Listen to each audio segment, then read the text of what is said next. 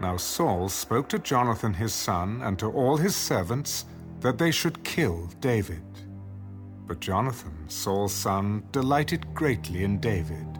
So Jonathan told David, My father Saul seeks to kill you. Therefore, please be on your guard until morning and stay in a secret place and hide.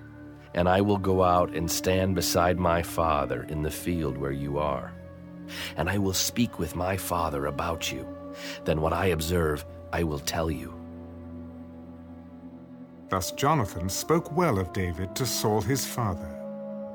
Let not the king sin against his servant, against David, because he has not sinned against you, and because his works have been very good toward you. For he took his life in his hands and killed the Philistine, and the Lord brought about a great deliverance for all Israel. You saw it and rejoiced. Why then will you sin against innocent blood, to kill David without a cause? So Saul heeded the voice of Jonathan, and Saul swore, As the Lord lives, he shall not be killed. Then Jonathan called David, and Jonathan told him all these things.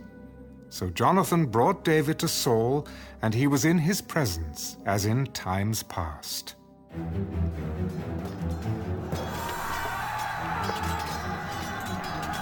And there was war again. And David went out and fought with the Philistines, and struck them with a mighty blow, and they fled from him. Now the distressing spirit from the Lord came upon Saul as he sat in his house with his spear in his hand. And David was playing music with his hand. Then Saul sought to pin David to the wall with the spear, but he slipped away from Saul's presence, and he drove the spear into the wall. So David fled and escaped that night. Saul also sent messengers to David's house to watch him and to kill him in the morning. And Michal, David's wife, told him, If you do not save your life tonight, tomorrow you will be killed. So Michal let David down through a window, and he went and fled and escaped. And Michal took an image and laid it in the bed, put a cover of goat's hair for his head, and covered it with clothes. So when Saul sent messengers to take David, she said, He is sick. Then Saul sent the messengers back to see David.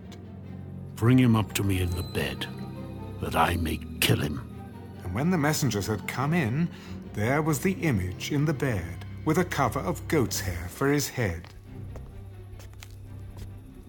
Then Saul said to Michal, Why have you deceived me like this, and sent my enemy away, so that he has escaped? He said to me, Let me go. Why should I kill you? So David fled and escaped, and went to Samuel at Ramah, and told him all that Saul had done to him. And he and Samuel went and stayed in Naioth. Now it was told Saul, Take note, David is at Naioth in Ramah. Then Saul sent messengers to take David.